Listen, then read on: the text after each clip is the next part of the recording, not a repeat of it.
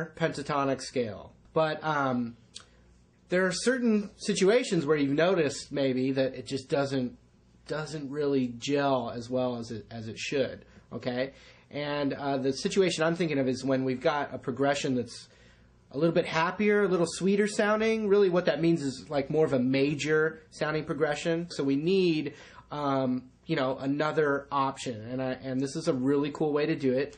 Guess what? It's called the major pentatonic scale. So we don't have to learn any new shape. We don't have to learn any new fingerings or anything like that. We're going to play the exact same pentatonic that we were playing before, but we're going to shift it. We're going to do something different with it.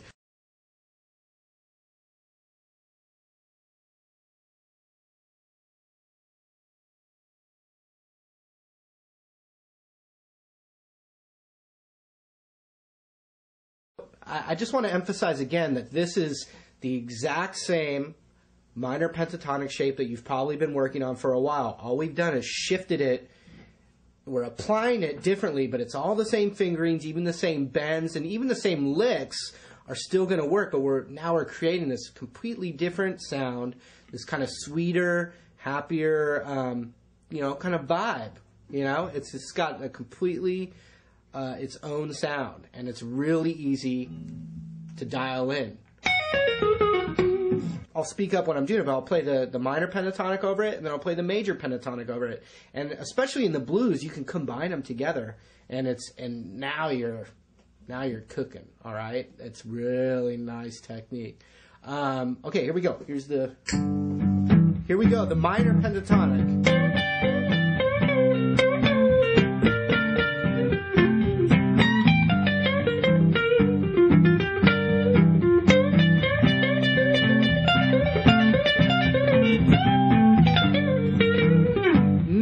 Pentatonic, here I go.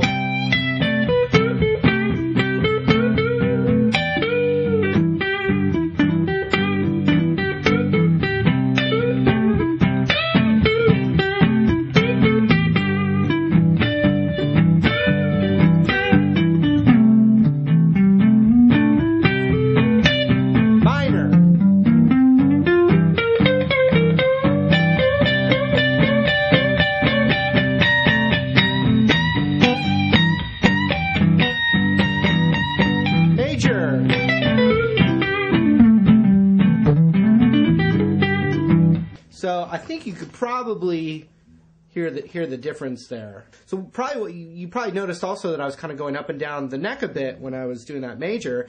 Guess what? It's the expanded scale that you learned in the minor pentatonic. The exact same expanded scale will work, and that's what I'm doing. It's beautiful. It's a beautiful, beautiful thing.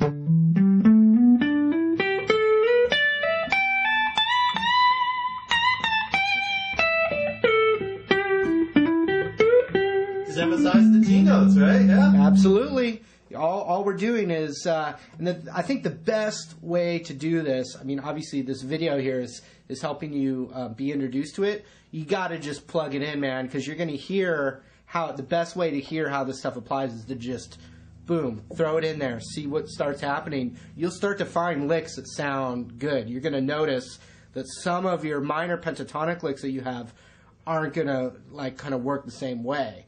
But that's what's cool about it. The other thing I like to do when I'm playing a more happy, sweet kind of solo with that major pentatonic, I like to stick with the major pentatonic, kind of build my solo up, and then as like an exclamation point or boom, downshift.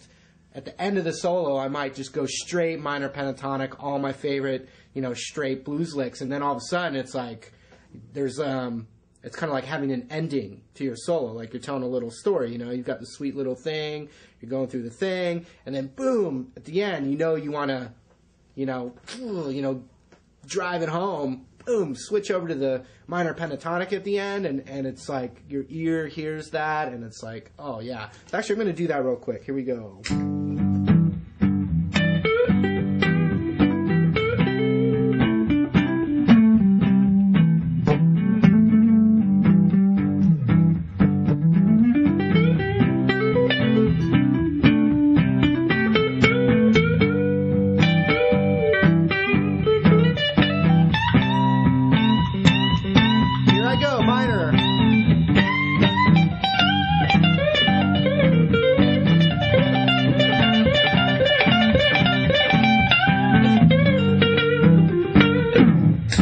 See what I mean? You can change the attitude of your playing just by switching into that other scale, which is it's a nice device to be able to do, especially since the fact that we didn't have to learn a new scale or a new fingering.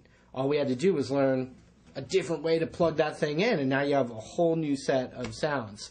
And the Allman Brothers made their whole career really out of that scale. But it's not just the Allman Brothers. I mean, every blues player, that's one of your heroes or whatever. I mean, they all use that, and it's used in everything. You got to be able to do it. So, and then even when I'm talking about getting modal, playing the modes or playing these fancier scales, the major and the minor pentatonic are always underneath. So it's a good way, it's a good, baby step into some fancier scales by like going, oh, it's a major progression, a happy sounding progression. I'm going to plug in my major pentatonic. Oh, it's kind of a dark minor progression. I'm going to plug in my minor pentatonic.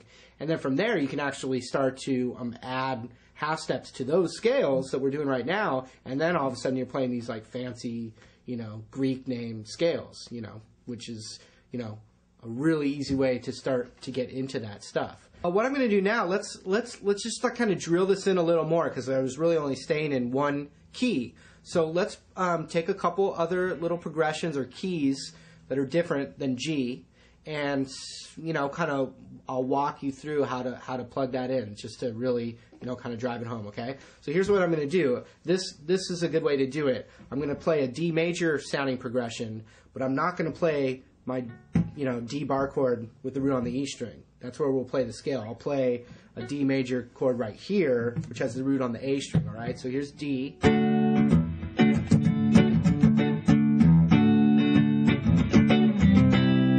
Down to C.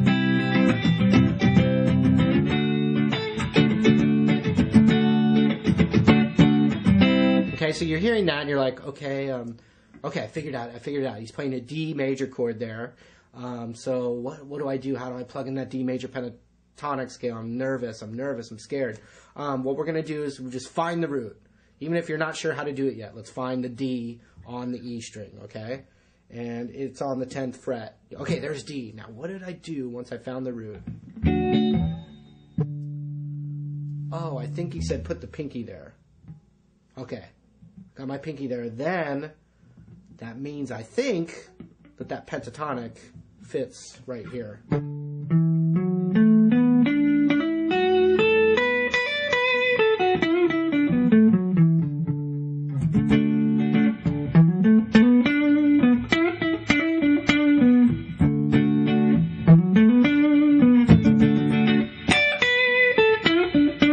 Expand it up.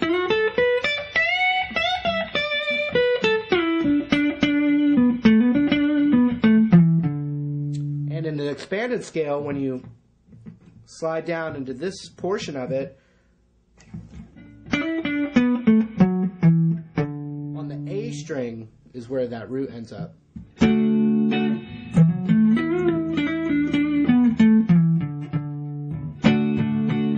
Okay, let's do another one.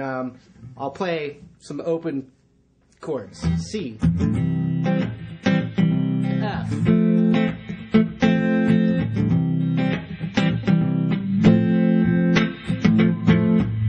okay, I hear it. It's very happy, major sounding progression. It's C. It's a C chord. Okay, I got to find C on the E string. Okay, A is the 5th fret, so A. Whole step to B, half step to C. Okay, there's C. Okay, I'm going to put my pinky there. Hey, wait a minute.